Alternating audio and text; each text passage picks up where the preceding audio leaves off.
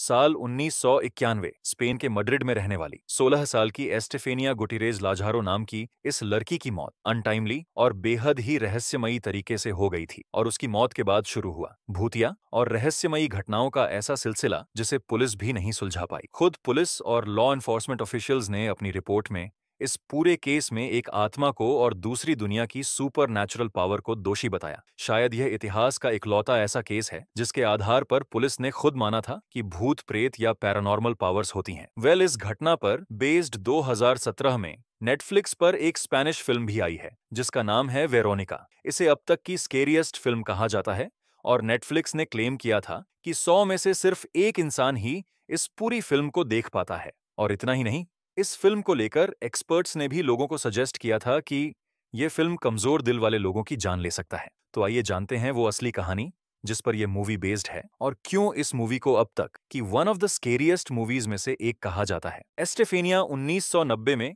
करीब 15 साल की थी और उसने हाई स्कूल जाना शुरू ही किया था। और हाई स्कूल जाने के साथ साथ उसके बिहेवियर में स्ट्रेंज चेंजेस आने लगे थे। उसके परिवार में टोटल 5 लोग थे, एस्टेफेनिया के पेरेंट्स और उसके 2 छोटे भाई बहन। उसके पेरेंट्स ने नोटिस किया कि इधर कुछ दिनों से एस्टेफेनिया कुछ अजीब सा ही बर्ताव करने लगी है। वो अपने भाई को देखकर घुर्राने लगी, उस पर बुरी तरह अटैक करती। कभी कभी तो ऐसा लगता था कि मानो वो उसकी जान लेने की कोशिश कर रही है।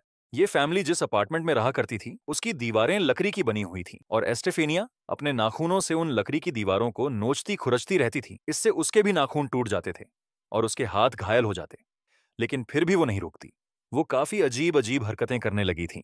वो रात में रोती तो कभी कभी देर रात में डरकर उठ जाती और चीखने लगती थी। वो तरह तरह की आवाजें निकालती थी और इन सब से उसका परिवार भी बहुत ज्यादा डरा हुआ था। किसी को कुछ समझ में नहीं आ रहा था कि आखिर एस्टेफेनिया के साथ हो क्या रहा है। इधर उसके घर वालों ने कई बार उससे बात करने की कोशिश भी की लेकिन इसका कोई फायदा नहीं हुआ। वो बीच बीच में ठीक हो जाती थी लेकिन फिर कुछ दिन बाद उसकी हालत फिर से वैसी ही हो जाती। उसके परिवार वालों ने एस्टेफेनिया को कई डॉक्टरों को भी दिखाया लेकिन किसी तरह की कोई बीमारी पकड़ में नहीं आई। हालांकि एस्टेफेनिया के पेरेंट्स काफी धार्मिक लोग थे तो उन्होंने उसे चर्च के प्रीस्ट को भी दिखाया लेकिन प्रीस्ट भी इस बीमारी या इस हालत को ठीक करने का कोई सोल्यूशन नहीं दे पाए। धीरे धीरे करके एस्टेफेनिया की हालत खराब होती जा रही थी। उसकी सेहत भी बहुत ज्यादा गिर चुकी थी। घर वालों को भी समझ में नहीं आ रहा था कि चल क्या रहा है।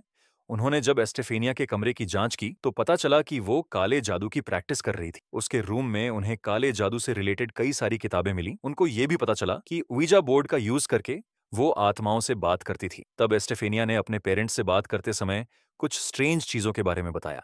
कुछ अजीब ह्यूमन फॉर्म्स, कुछ ऐसी शैडोज जो रात में उससे मिलने के लिए आते हैं। उनके चेहरे नहीं होते और वो काले रंग का एक लव्वादा पहने हुए रहते हैं। आगे एस्टेफेनिया ने बताया कि ये सारे शैडोज उसे अपने साथ चलने के लिए कहते हैं। एस्टेफेनिया के माता पिता उसे कई अलग अलग हॉस्पिटल्स में ले गए लेकिन उसकी इस बीमारी के बारे में कोई सोल्यूशन मिला ही नहीं। इन सब घटनाओं को अब करीब 6 महीने बीत चुके थे। 13 जुलाई 1991 को एस्टेफेनिया ने अपनी बहन पर हिंसक रूप से हमला किया और उसके अगले दिन 14 जुलाई को उसे एक अजीब सा दौरा पड़ा जिसके बाद वो कोमा में चली गई।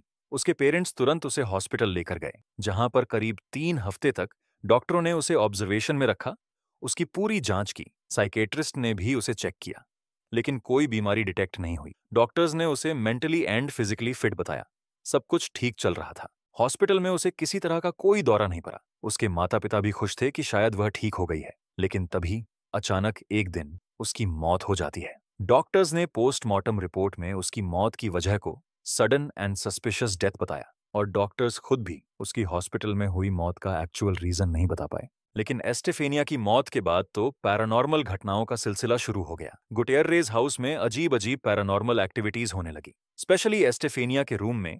वहां से रात में चीखने की आवाजें आने लगी। उस कमरे के अंदर रात के समय ठंडी हवाएं चलती थीं। एस्टेफेनिया के पेरेंट्स ने भी किसी काले साए को वहां दीवार पार करते हुए देखा था। चीजों का अपने आप टूट जाना, कांच की चीजों का टूटकर बिखर जाना, दरवाजे का अपने आप खुलना और बंद होना, ये सारी घटनाएं तो उनके घर में आम हो चुकी थी। मतलब उनका ये घर एक हॉन्टेड हाउस बन चुका था। लेकिन तब भी ये लोग इसी घर में रह रहे थे क्योंकि एस्टेफेनिया के पेरेंट्स, उनको कहीं ना कहीं इस बात पर विश्वास था कि ये आत्मा किसी और की नहीं बल्कि उनकी खुद की बेटी की है। उन्हें ऐसा लगता था कि एस्टेफेनिया खुद अपने घर में रह रही है और उनको कुछ बताना चाह रही है। 1 नवंबर 1993 को एस्टेफेनिया की मौत के करीब 2 साल बाद इस घर के लिविंग रूम में टंगी हुई एस्टेफेनिया की तस्वीर में आग लग जाती है और इस तस्वीर का केवल वो हिस्सा जल जाता है जिसमें एस्टेफेनिया का फेस था।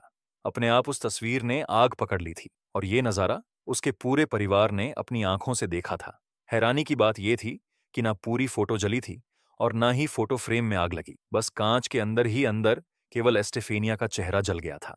और एक दिन रात के समय अचानक एस्टेफेनिया की मां के ऊपर किसी अननोन पावर ने जानलेवा हमला करके उनकी जान लेने की कोशिश की।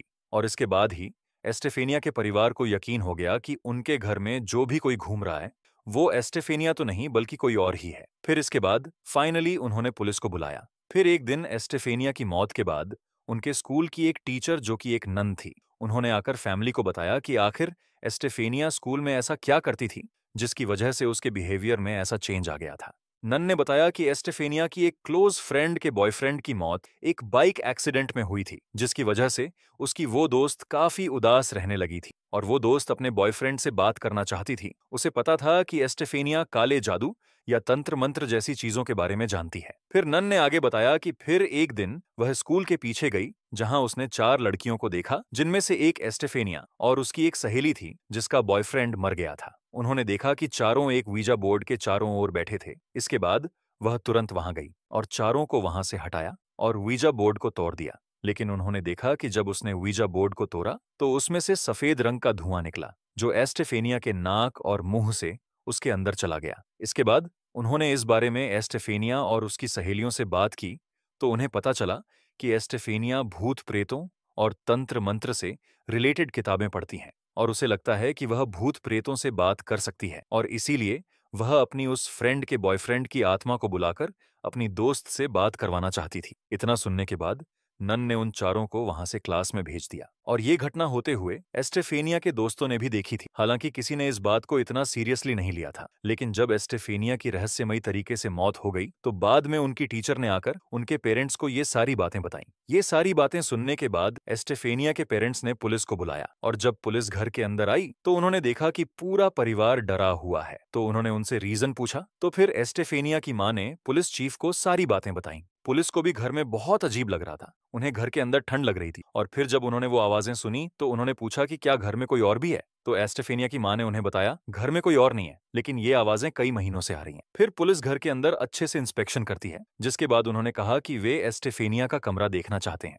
और जब वे कमरे में गए तो उन्होंने देखा कि सारी तस्वीरें उल्टी पड़ी थीं। कमरे का सारा सामान बिखरा हुआ था। अचानक कमरे में तेज हवा चलने लगी, लेकिन जब उन्होंने खिड़की खोली तो बाहर हवा नहीं थी, जिसके बाद पुलिस को समझ नहीं आया कि क्या करें। फिर वो वहां से चले जाते हैं। अगले दिन पुलिस फिर आती है और परिवार से सारी बातें सुनती है। एस्टेफेनिया के पिता उन्हें बताते हैं कि जिस कमरे में उनका छोटा बेटा सोता है उसमें 2 बेड हैं। वो उसे एक बेड पर सुलाते हैं, लेकिन वो दूसरे बेड पर फुटबॉल की तरह पहुंच जाता है। पुलिस को उनकी बातों पर यकीन नहीं हुआ। उन्हें पता चला कि ये सारी घटनाएं रात के वक्त ही होती हैं, इसलिए पुलिस रात भर वहीं रुकने का फैसला करती है। रात हो जाती है और एस्टेफेनिया के पिता पुलिस को अपने बेटे के कमरे में ले जाते हैं और थोड़ी देर बाद पुलिस ये सब अपनी आंखों से होते हुए देखते हैं। पुलिस के सामने ही सब कुछ होने लगता है। वही डरावनी आवाजें आने लगती हैं, चीजें टूटने लगती हैं। इसी तरह डर के साये में वो पूरी रात बीत जाती है, जिसके बाद पुलिस अपनी रिपोर्ट में ये सारी बातें लिखती है। पुलिस ने वही रिपोर्ट किया जो उन्होंने घर में होते हुए देखा था, जिसके बाद ये घटना मीडिया की नजर में आ गई